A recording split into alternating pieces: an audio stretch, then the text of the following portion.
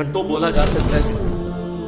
اگلی بڑی اہم ترین آیت ہے آیت نمبر 26۔ قرآن حکیم کے اسلوب کے اوپر ایک کافروں نے اعتراض کیا تھا، اور کچھ نہیں، یعنی وہ قرآن کے مثل کوئی صورت تو نہیں بنا کے لا سکے، لیکن ایک اعتراض انہوں نے کیا تھا کہ اگر یہ اللہ کی کتاب ہے تو اللہ تو اتنا پڑھا لکھا ہے، اتنا ایجوکیٹڈ ہے، اتنی اونچی ہستی ہے، لیکن قرآن میں مثالیں وہ بیان کرتا ہے، کبھی پکھی کی، کبھی جو ہے وہ مکڑی کی۔ سورۃ العنکبوت میں کافروں کے ایمان کو مکڑی سے تشبیہ دی۔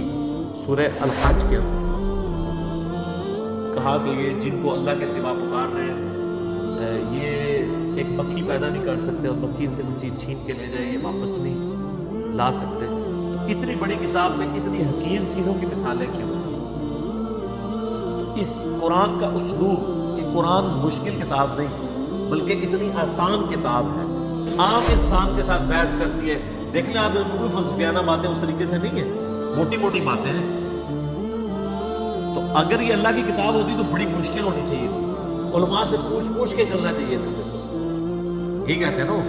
اور قرآن کم از کم 4 دفعہ سورۃ الزمر میں کہہ رہا ہے وَلَقَدْ يَسَّرْنَا الْقُرْآنَ لِلذِّكْرِ فَهَلْ مِن مُدَّكِرٍ۔ قرآن کو ہم نے نصیحت کے لیے آسان کر دیا ہے کوئی جو نصیحت حاصل کرے اس سے؟ تو اتنی مشکل کتاب ہونی چاہیے تھی اگر یہ اللہ کی کتاب ہے۔ تو اللہ تعالیٰ نے وہ کھیت توڑی ہے، ان اللہ لا یستحیی ان یضرب مثلا ما بعوضۃ فما فوقها۔ بے شک اللہ اس بات سے شرم محسوس نہیں کرتا کہ وہ مچھر کی مثال دے یا اس سے بھی کسی حقیر چیز کی۔ کیوں؟ اللہ کا مقصد کسی کے اوپر اپنا علمی روب ڈالنا نہیں ہے، اللہ کا مقصد بات سمجھانا ہے۔ اور بات سمجھانے والا شخص جو ہوتا ہے نا، وہ کبھی مشکل الفاظ نہیں استعمال کرتا۔ لہٰذا آپ یہ علماء کی جب مشکل اردو اور ٹرمز سنتے ہیں نا، واللہ وہ اس نیت سے نہیں تقریر کر رہے ہوتے کہ انہوں نے عوام کو دین سمجھانا ہے، وہ یہ تقریر کر رہے ہوتے ہیں کہ میں اتنی مشکل ٹرمالوجیز بول سکتا ہوں، اور پھر کہتے ہیں دیکھا جی بڑی علامہ صاحب نے بڑے مشکل لفظ استعمال کیے۔ تو یہ علامہ صاحب نے اللہ کی سنت میں عمل نہیں کیا، اللہ کی سنت، اسی لیے تو پھر علماء کو چھوڑ گئی نا پبلک۔ وہ کہتے ہیں ان کے پاس ہم 1 گھنٹہ بیٹھ کے سنتے ہیں، سمجھ نہیں آتی، علی بھائی کا 5 منٹ کی کلپ میں اتنا کچھ سمجھ آ جاتا ہے۔ کیوں آتا ہے؟ عام فہم بات۔ لیکن میں آپ کو مزے کی بات بتاؤں، یہ عام فہم بات کرنا یہ مشکل کام ہوتا ہے، مشکل باتیں کرنا آسان کام ہوتا ہے۔ اس لیے آپ دیکھتے ہیں کتنے لائق لوگ ہوتے ہیں، لیکن جب ان کو آپ ٹیچر بناتے ہیں انتہائی نالائق ٹیچر ثابت ہوتے ہیں، کیونکہ ٹیچنگ جو ہے ایک فن ہے، اس کے لیے صرف لائق ہونا کوئی کمال نہیں ہے، اس میں کمیونیکیشن آپ کو سکل چاہیے ہوتی ہے، آپ لوگوں کی سطح پہ اتر کے بات کر سکتے ہو۔ تو یہ کیپیبلٹی مشکل کیپیبلٹی ہے۔ آپ یہ نہ سمجھیے گا جو مشکل باتیں کرتا ہے وہ آسان باتیں بھی کر سکتا ہے۔ آسان طریقے سے بات کرنا یہ زیادہ مشکل ہوتا ہے، اور مشکل طریقے سے بات کرنا یہ زیادہ آسان ہوتا ہے۔ ان کی کمپیٹنسی بھی نہیں ہوتی۔ تو اللہ تعالیٰ فرماتا ہے ہمارا یہ مقصد نہیں ہے کہ ہم کسی کے اوپر روب ڈالیں گے۔ یہ کہتے ہیں اللہ نے یہ مثال کیوں بیان کی ہے؟ اللہ اس بات سے حیا محسوس نہیں کرتا۔ فَأَمَّا الَّذِينَ آمَنُوا، بس جو لوگ بات مان لیتے ہیں، فَيَعْلَمُونَ أَنَّهُ الْحَقُّ مِن رَبِّهِمْ، تو وہ اس چکر میں نہیں پڑتے کہ یہ مکھی کی مثال کیوں آ گئی، یہ مچھر کی مثال کیوں آ گئی، یا میں اپنے بارے میں کرتا ہوں، میں کبھی کوئی مثال پر پکی کی بات کر دی یا ٹنی کی بات کر دی، تو بات سمجھانے کے لیے کوئی ایگزامپل کے طور پر بھی بات کر دی، تو جو بات ماننے والے ہیں، سمجھنے والے ہیں، وہ ان چکروں میں نہیں پڑتے الفاظی کے اوپر۔ وہ کہتے ہیں کہ ہمارے رب کی طرف سے سچ بیان ہوا ہے، بات وزنی ہے، اس چکر میں نہ پڑھو کہ اسلوب کیسا ہے۔ فَأَمَّا الَّذِينَ كَفَرُوا، جبکہ جو بات نہیں ماننے والے ہوتے ہیں، ہر بات میں وہ بات کی کھال اتارنے والے ہوتے ہیں، اور ان کا مقصد بات ماننا نہیں ہوتا بلکہ انکار کرنے کا کوئی بہانہ تلاش کرنا ہوتا ہے۔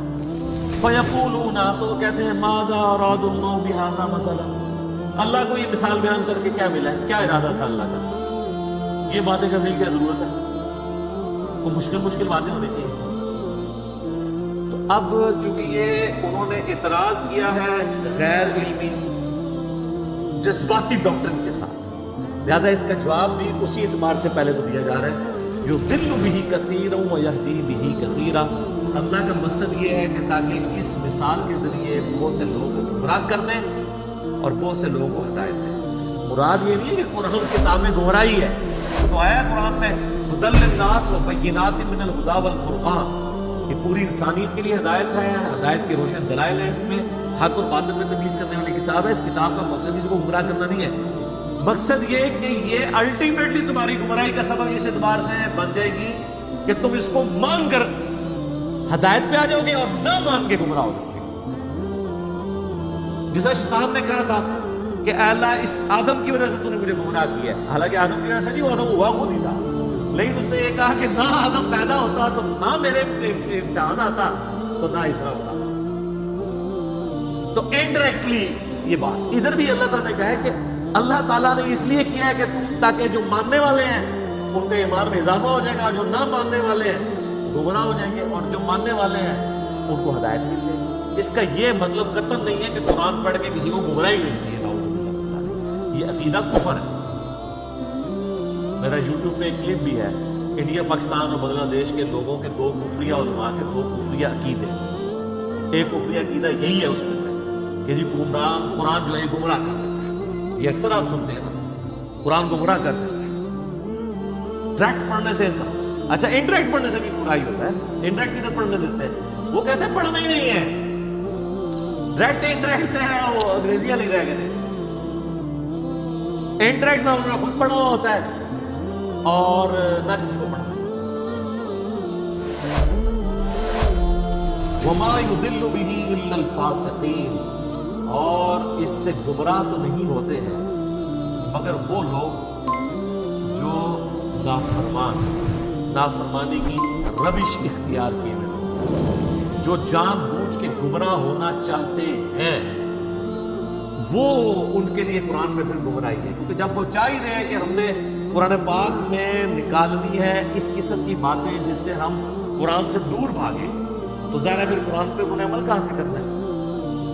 حتیٰ کہ علماء یہود کے بارے میں سورہ الجمعہ میں آیا کہ ان کی مثال ان گدھوں کی سی ہے، جیسے گدھے کے اوپر کتابیں لا دی جائیں نا، اس کتاب سے وہ اکتساب نہیں کر سکتا۔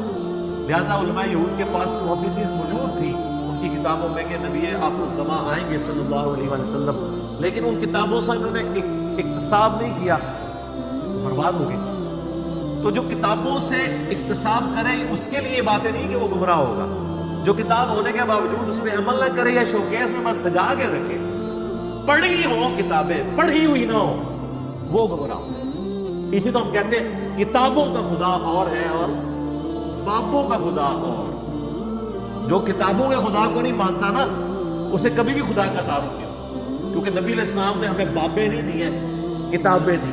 آج کی ڈیٹ میں قرآن اور سنت کتابی شکل میں ہمارے پاس۔